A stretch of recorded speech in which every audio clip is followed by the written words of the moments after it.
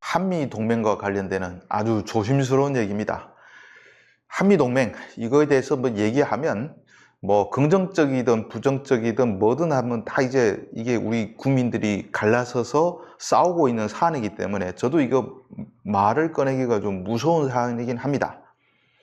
무서운 일이긴 하지만 우리가 그래도 팩트 하나는 확실하게 살펴보자, 이런 점에서 제가 이 주제를 잡았습니다. 지금 댓글을 보게 되면 야, 우리 한미동맹 굳건히 해야 된다. 전쟁이 일어나면 미국밖에 믿을 것이 없다.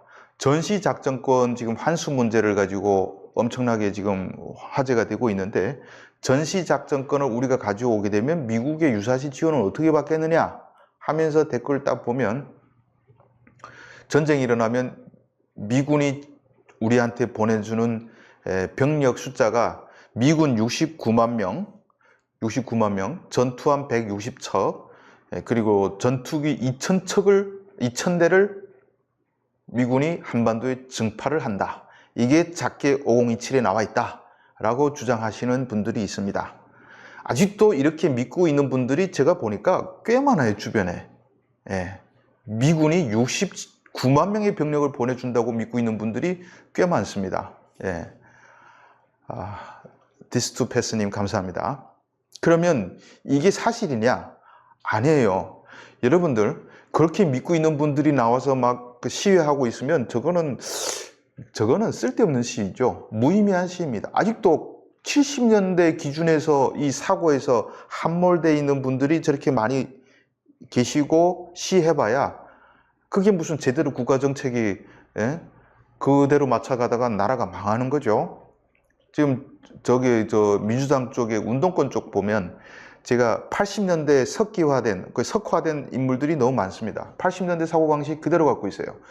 근데 이쪽에 또 보면 70년대 역시 80년대 뇌가 굳어져 있는 분들이 또 너무 많습니다. 그리고 그 북한 관련 유튜브를 보게 되면 연령대가 상당히 높습니다. 70년대 80대가 많이 들어와가지고 여전히 지금은 새롭게 상황인식을 접수하지 못한 분들이 꽤 많아져가지고 제 유튜브에도 야, 미국이 69만 명 증원해야 우리가 이길 수 있다고 주장하는 분들이 꽤 있어요. 근데 이거 언제적 얘기라고, 정말 언제적 얘기를 계속 하고 있으니까 여러분들 이걸 좀 우리가 타파를 하기 위해서 제가 오늘 방송 마련했습니다. 작게 5027에 그렇게 명시되어 있는 건 맞습니다. 근데 작게 5027이 언제 나왔냐? 1970년대에 나온 개념입니다. 그래서 70년대에 나왔는데 이게 74년도에 최초로 수립됐고요. 그리고 50이라는 것은 이 태평양 지역이라는 의미고 27은 한반도 이 작전 구역을 의미하는 면적 숫자입니다. 그래서 5027에 했는데 70년대의 작전 개념을 우리가 놓고 보면 이거였습니다. 이거 5단계 작전 개념. 그래서 여러분들 보시면 알겠지만은 일단 북한이 선제 공격을 하는 걸 가정을 해가지고 지금도 훈련 계속 그 연속선에서 이루어지고 있지만은 우리가 군사분계선에서 어떻게 하나 90일 동안, 석 달 동안 막게 되면 90일 내로 미군이 저렇게 들어온다, 이 얘기입니다. 그래서 일단 휴전선에서 69만 명이 들어와서 20 내지 30km 아래쪽에다가 방어선을 친다. 그러니까 서울 쪽 기준으로 해서 방어선을 칩니다. 그 다음부터 슬슬 밀고 올라갑니다. 이게 1950년도에 중공군이 들어와서 1950년 12월쯤에 우리가 서울 함락돼서 메가더 장군이 저 밑에 내려가서 평택 라인까지 중공군을 끌어다 놓고 다시 반격해서 소멸시킨 그 전술의 연속성에 있습니다. 그래서 일단 석 달은 우리가 전쟁을 계속 끈다고 가정하고 그 다음에 전략 목표를 파괴한 다음에 두 번째 단계 공군이 대규모로 들어가겠죠. 그리고 세 번째로 북진이 시작되는데 이때 상륙작전까지 같이 들어간다. 그래서 육지에서 냈다 올리 밀고 저기 아마 뭐 남포나 뭐 원산이나 이쪽에 상륙작전 해가지고 그리고 북한을 쭉 밀어 올린 다음에 그리고 점령지 군사 통제 확립이 4단계입니다. 그리고 5단계는 한국 주도하에 북한의 통일, 이렇게 구성되어 있습니다. 자켓 5027 내용이.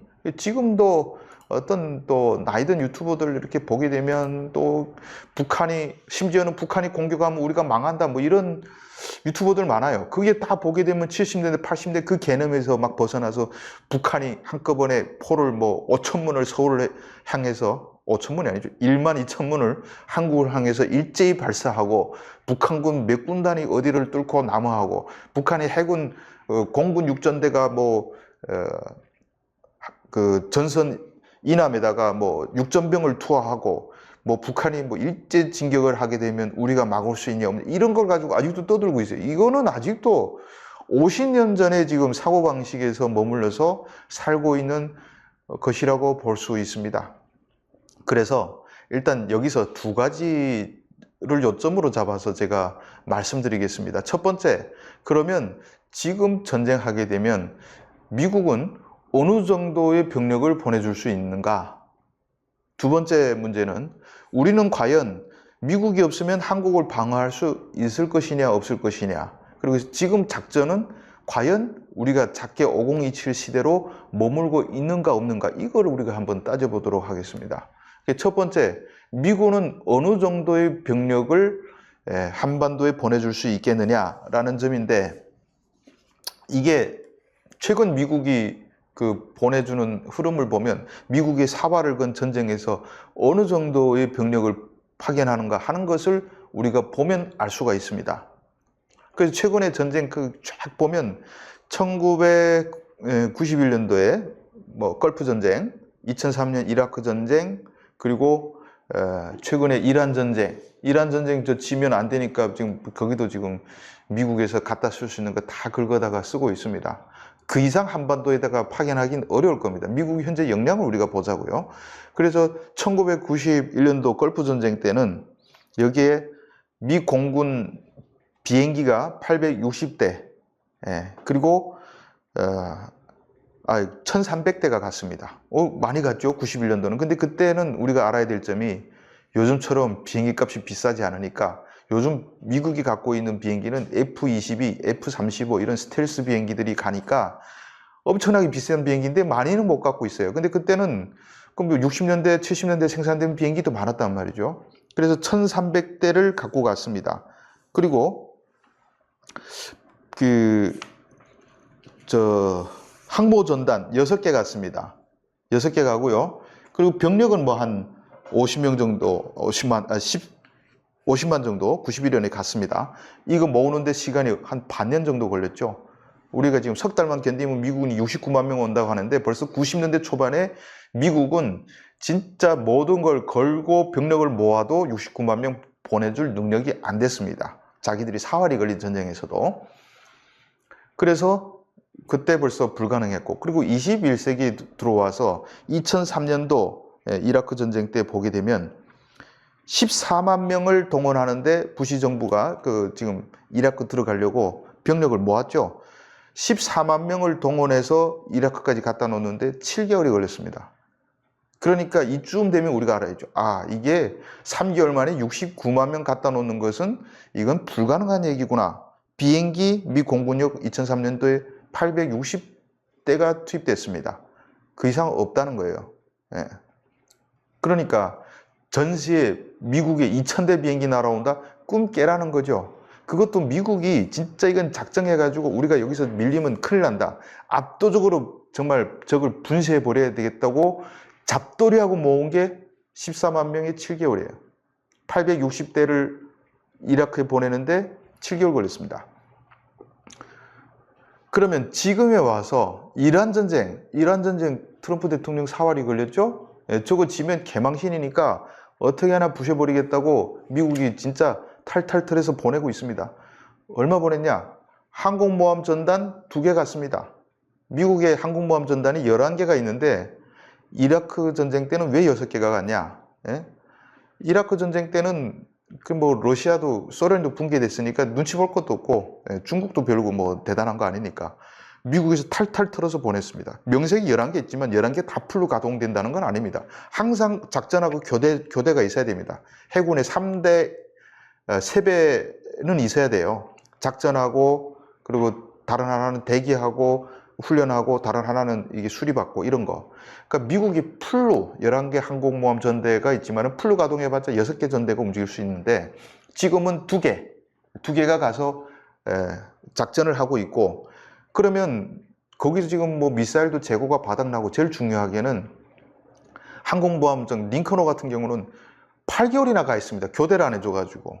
그래서 지금 일본에 주둔하고 있던 미국 항공모함이 지금 교대하러 갔습니다. 8개월 만에. 그 8개월에 사람이 전투 상황에서 8개월 있다 보면 이 정신이 나갑니다. 예. 계속 뭐 언제 공습 들어오고 긴장하고 하다 보면 한 3, 4개월에 바꿔줘야 되는데 그걸 못 해가지고 8개월 만에야 아시아의 태평양 지역에 배치되어 있던 항공모함 전단이 교대하러 갔습니다. 그러면 그 중에 또 하나 이제 빼야 되겠죠? 빼서 쉬어야 되겠죠. 트럼프 대통령이 지금 동원할 수 있는 게 항공모함 전단 2개입니다. 항공모함 전단에 그러면 군함이 몇 대나 달라붙었냐? 한 15척 정도씩 계산해도 큰 배가 30척 정도밖에 달라붙지 못한 군함 30척. 그럼 미군 병력은 얼마나 증파됐냐? 중동에 지금 현재 그 이란 전쟁 전에 주둔하고 있던 병력이 4만 명입니다. 그럼 추가로 지상군이라든지 공군이라든지 뭐 전개해야 될 거 아닙니까? 얼마 보냈냐? 1만 7천 명 보냈습니다. 네, 안채원님 감사합니다. 그러니까 미국이 진짜 트럼프가 자기 마음 같아서는 어마어마하게 지금 증파해서 싸우고 싶은데 1만 7천 명이 갔어요. 증파 능력 1만 7천 명, 함대 2개. 이런 상황입니다. 그것도 그 4만 명의 병력조차도 그 몇십 명 죽었죠? 한 20명 정도 전사자가 났습니다. 이란이 공격해서. 아이고, 안 되겠구나. 지금 다 뒤로 물리겠다는 거예요. 네, 4만 명의 병력이 아랍에미레이트라든지 뭐 이런 쿠웨이트라든지 근처에 있다가 미사일 나오네. 20명이나 죽었어? 빼. 이게 지금 미국의 현실입니다. 지금 미국은 한국에 주둔하고 있는 병력이 한 2만 7, 8천 명. 그러니까 이 이상 증파해봤자 저는 2만 명 올까? 그 트럼프 입장에서는 우리가 한반도가 이란처럼 석유가 달린 문제도 아니지 않습니까? 호르무즈 해협 막히면 전 세계가 지금 석유값 상승에 난리 나고 미국도 타격받고 인플레 오고 미국 경제가 파탄나고 뭐 여러 가지 뭐 설명하면 좀 길지만은 트럼프는 저 호르무즈 열어야 됩니다. 그런데 지금 자기가 동원할 수 있는 능력이 그거밖에 안 돼요. 한국에 증파하나? 천만에요. 제가 봤을 때는 트럼프가 지금 트럼프 임기 중에 전쟁이 벌어졌으면 요거 한국에 있는 부대 2만 7천 명도 빼갈 것 같아요. 야, 저 20명 죽었어? 빼. 이럴 것 같아요. 아직도 미국 믿고 야, 미국이 69만 명 보내준다. 이런 환상 있는 분들이 있으면 꿈 깨시라는 거예요. 미국은 있는 병력도 제가 봤을 때는 그 지상군 같은 경우는 빼지 않을까 이런 생각이 들고, 증파 암만 뭐 해준다 해도 2만 명 이상 어렵다. 그러면 항공모함 전대 2척이 오겠죠. 네, 기껏 오면 2척이 오면 거기서 발진할 수 있는 비행기가 뭐 몇백 대가 될 겁니다. 그 비행기 가지고 작전하는데, 그럼 우리 공군은 그 비행기 없으면 전쟁 못하네. 북한 공군하고 한국 공군하고 싸워도 우리 공군은 하루면 북한 공군을 쓸어버릴 수 있습니다. 굳이 미국이 없어도 돼요. 그러니까 전쟁이 일어나면 전작권이 지금 미국이 갖고 있으니까 당연히 야, 우리가 앞장설게 뭐 그러겠습니까? 야, 한국 너희들을 먼저 해봐 해서 북한 쓸어버리는 임무, 위험하고 사상자가 발생하는 임무는 한국군 다 시킬 거 아니겠습니까? 어차피 우리가 해야 돼요. 그것도 미국의 승인을 받아가면서. 예, 이런 상황에 지금 처해 있다는 거예요. 그래서 작게 5027도 계속 바뀌어져, 시대적 흐름에 맞아서 바꿔져 있습니다. 그래서 작게 5027이 다시 지금 한 2015년도 이때는 작게 5015로 됐다가 작년쯤에 다시 새로운 작전 계획이 나왔습니다. 작게 502라는 게 나왔습니다. 근데 이 이름 자체도 비밀이에요. 기자들이 뭐 취재해서 야, 이거 새 전투 그 작전 계획이 나왔대라고 하는데, 작전 계획이 나오긴 했습니다만은 이거를 이름조차 확인해 줄 수 없다, 국방부에서 그러고 있고요. 그리고 어떤 작전인지 구체적인 것들은 밝히지 않습니다. 근데 대충 뭐 감은 있죠. 최근 전쟁의 흐름에 맞춰서 바뀌는 거예요. 그리고 과거의 전쟁의 흐름이 어떠냐? 예? 심플했어요. 이렇게 지금 현재라고 보시면 돼요. 그러면 여러분들 자세히 볼 필요는 없습니다. 여러분들이 작전사령관이 아니기 때문에 자세히 볼 필요는 없고, 저렇다. 항공기에서 정찰하고, 그리고 사령부에다가, 지휘부에다 통보하면 포병과 공군력 동원해서 적을 쓸어버리고, 이런 식으로 전쟁이 벌어지고 있습니다. 그런데 작게 5022는 북한의 핵미사일, 대량 살상 무기, 이런 것까지 다 감안해서 만든 작전 계획입니다.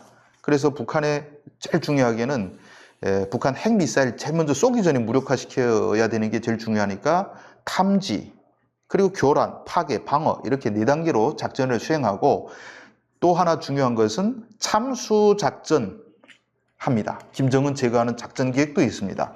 거기다가 또 다영역 작전 적용 이런 거. 다영역이 뭐냐? 여러분 지금 보는 그림에 더해서 다영역이 이런 겁니다. 그냥 이것도 대충 보십시오. 자세히 볼 필요는 없어요.